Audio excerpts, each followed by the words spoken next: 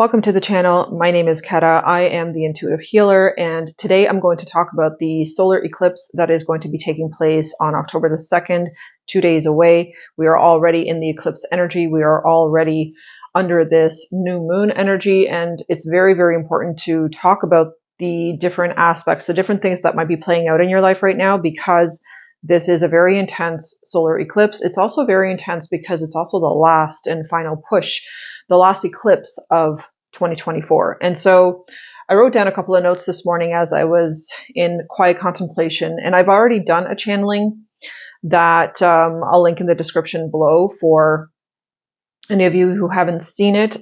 So there were a couple of things that Spirit wanted me to communicate at this time, because I think many people out there are struggling with this energy, and there are a lot of different things happening that are unexpected. Definitely prepare for a challenge, or maybe 2 or 3, because there are just things that are very unexpected that are coming to the forefront, that are taking place, that we are not maybe necessarily prepared for, or that we just simply don't expect, and that can really, really catch us off guard. And so to help you navigate the energy itself, to help you understand that, you know, you're not being punished by the universe, you're not being singled out, or you're not being abandoned by the universe. There are just simply some things that are going to take place, and really the challenge is to see how you show up, to see how you respond versus react to these changes, to these unexpected situations that could be uncomfortable, that could be unexpected, that could be shocking, right? So the very first thing I wrote down was to redirect your focus. So Spirit instructed me to talk about internalizing our focus, to really, really pull our focus back into ourselves versus outside of ourselves. So it's very important right now to get hyper selfish in a very spiritual way. And what I mean by that is to become very, very vigilant about who you're spending time with, how much time you're spending with them, why you're spending time with them, really know your why, really, really understand if you're doing something out of obligation, or if you're just doing something because it really, truly feels right for you to be doing at that time. And it's really important to just kind of pull back your energy from everyone and everything at this time, so that you can gain some clarity, so that you can get perspective on certain situations that Spirit is trying to give you perspective on at this time. There are going to be a ton of messages, a ton of information, a ton of downloads, insights, aha moments, all kinds of things that are going to be happening for all of us.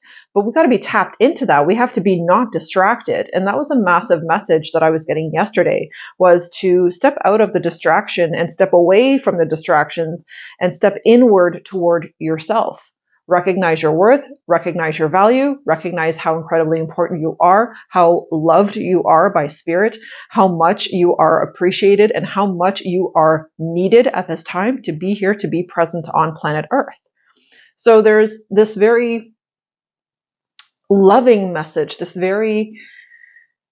like a reminder from Spirit to remember your divinity, to remember that you are moving through a process, moving through a cycle. And speaking of cycles, there was also another message coming through about not fighting cycles, not fighting the end of a cycle, or not fighting the beginning of a cycle. So if you feel right now that you are being challenged in a very difficult way, and you're kind of fighting that, then I urge you to stop fighting that. I'm going to remind you that you don't need to fight it. As a matter of fact, you're going to move through it a lot easier if you stop fighting it.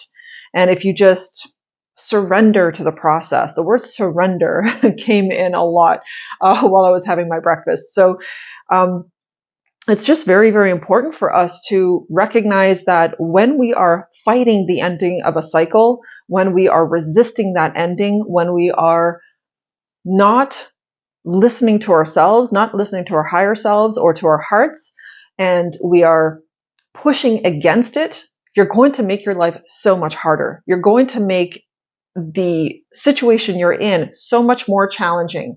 And that's so interesting. I just noticed there's a stink bug crawling on the inside. Usually they're on the outside, but this one's on the inside, on the kitchen wall here. So there are definitely messages, reminders of the stink bug too, to really be aware of your energy, be aware of what energy you're putting out of yourself and what energy are you allowing in, right? Allowing close to you. Because this is a pivotal time in this year for you to release certain cycles. So again, it's about releasing that resistance and moving into surrender and recognizing that your energy is constantly beaming out a certain vibration, a certain frequency, and is constantly communicating with the universe and communicating what you want and what you don't want. And when you are in resistance, what you are doing is you're actually saying to the universe, give me more reason to be in resistance. Do you see what I'm saying? So it's very, very important for you to step out of resistance and move into surrender, move into just allowing. And even though difficult situations can really challenge us, it's very important to recognize that it doesn't have to be a challenge. It doesn't have to be hard. It doesn't have to be this battle, right? That you face. It's only a battle within the mind, within the ego construct. So it's more than anything just a beautiful lesson. It's something valuable it's trying to teach. So release the fight, let cycles end, and let new cycles begin. And for certain new cycles to begin, I'm reminded of the open heart. I'm seeing how it's so important to open the heart. Allow your heart to be filled with love and to be open and ready and excited for a new cycle that is about to begin in your life. Because some of you are going to be experiencing huge new beginnings right now. Like huge. Like I'm seeing like, you know how there's like a series of cogwheels inside of a clock or inside of a watch? Well, it's like the big cogwheel is the one that's like turning now. So this is Wheel of Fortune. Okay, so I'm reminded of the Wheel of Fortune in tarot. And that is what is turning right now. That is the cycle. There's a certain cycle that is ending, or there is a certain cycle that is, because it's ending, moving you into a new beginning. So to stay fluid, be like water, flow around the rocks, through the rocks, not, resisting the rock. Do you see what I'm saying? So, like I said, prepare for a challenge or two. And these challenges are going to be providing huge growth opportunities, learning opportunities for you. They're going to help you see something with so much more clarity. They're going to just clear away some kind of bullshit that's really in the way of your perception, that's really not allowing you to see truth, like real truth, authenticity, right? So allow the learning to take place also.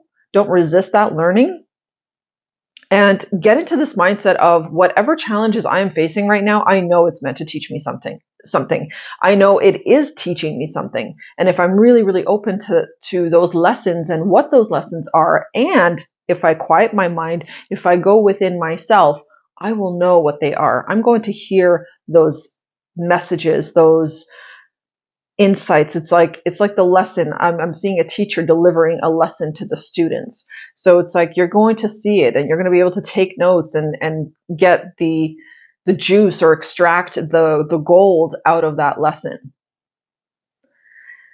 The next thing I want to talk about is it's time to see your value and worthiness. So I wrote this down because this was coming through as well. There's a big problem in the collective about people not seeing their value and not feeling worthy of things. And because I think the cycle ending and beginning energy is so present, that's why there's a very, very important message around seeing your worth. So in order for something new to come into your life, you have to be able to see yourself as worthy of that thing. You have to be able to allow it into your life. Because if you can't allow it in because you're just like, well, I don't deserve that, I'm not worthy of that, then guess what? You're not going to get it. And this isn't the time for that. This isn't the time for you to play small, for you to, keep hiding, for you to pretend like you're not good enough when deep down, somewhere within yourself, I'm sure you can feel that you are good enough and that you are worthy. So stop with the playing small, toss that shit out the window, and really, really embrace your power. Embrace your divinity. You are a divine being, okay? This isn't average. This is like each and every single one of us are divine beings. We are divine creators of our own life. And you have a choice to make to decide whether you are going to step into that role of being the divine creator in your life, being the main character, being the producer, the director, or are you going to be the, side character? Are you always going to be the, what are they called? The extra, right? Think about a movie set and how movies play. Are you constantly being the extra instead of being the main character of your life? Do you see yourself as the extra instead of the main character of your life? So it's time to embrace that. If you really want to receive, you have to be in receiving mode. You have to allow yourself to receive. And in order for you to receive, you have to see yourself as worthy. People that don't see themselves as worthy don't receive anything because they never feel worthy of it, right? So it's just a huge, huge reminder to see your value, see your worth, see the gift that you are to other people and what you truly have to offer, okay? So really get in touch with that.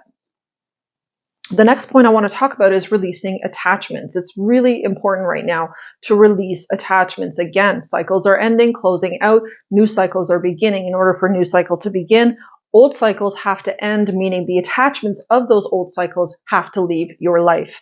That is the only way that you're going to have a new beginning, my friend.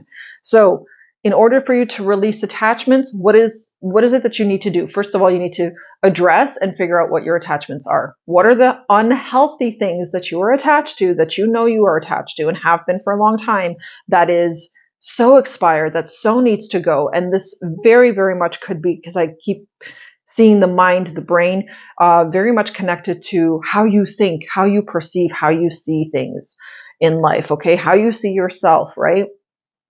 So releasing any attachments to poverty consciousness, to lack mentality, releasing any attachments to not being worthy, not feeling enough, always playing small, because we can get very attached to these identities, right? So take a look at the identity that you are currently embodying, that you are currently in and living in and feeling, right?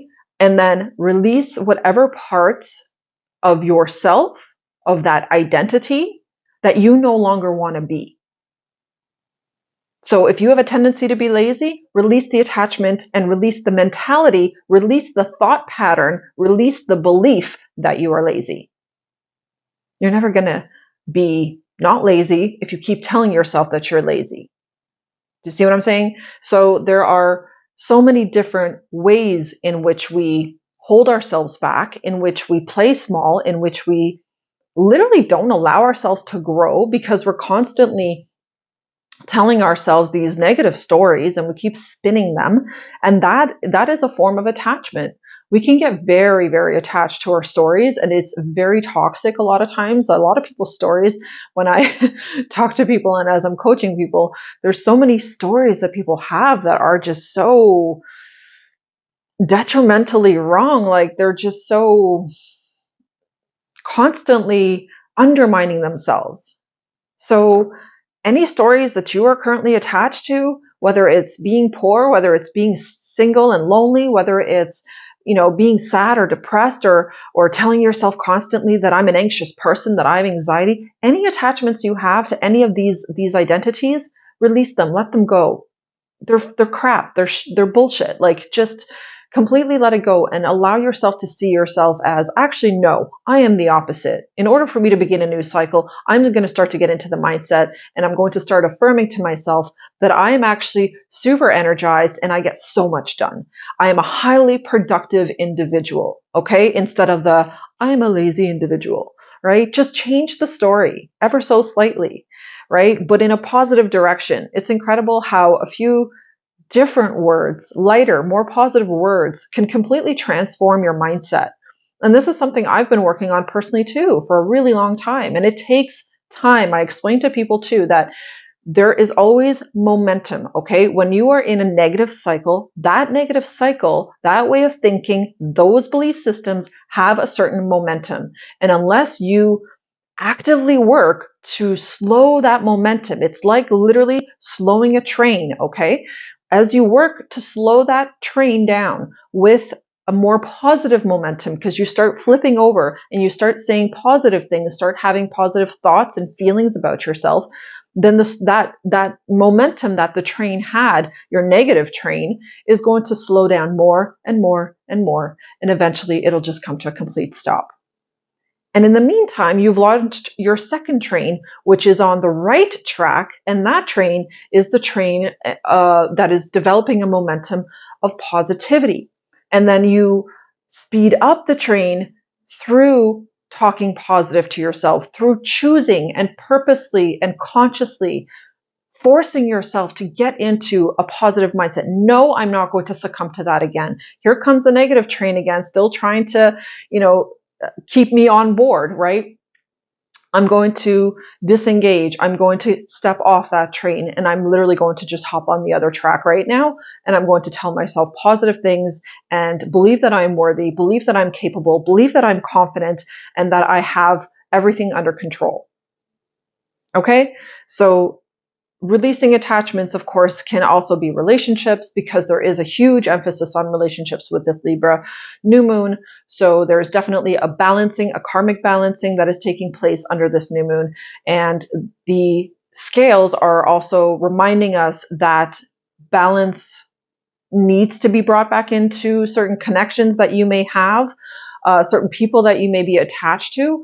So tune into that for yourself and kind of check in on your relationships and see which ones feel legit to you, which ones feel like they are truly supporting you in a really positive way, relationships that really feed your soul, and then which connections and relationships don't feed your soul, don't support you in any kind of way, but tend to take from you or tend to drain you or just tend to always feel out of alignment with you, right? So tune in to that when it comes to relationships, and assess for yourself if the relationship that you are in, whether that's a friend relationship, a spouse, or a romantic partnership, or whether that's like a boss or a coworker, whatever relationships you are in, assess and see what the dynamic is. Really tune into that right now. And whatever relationship is sort of pissing you off the most right now, whatever relationship is like kind of aggravating you the most or causing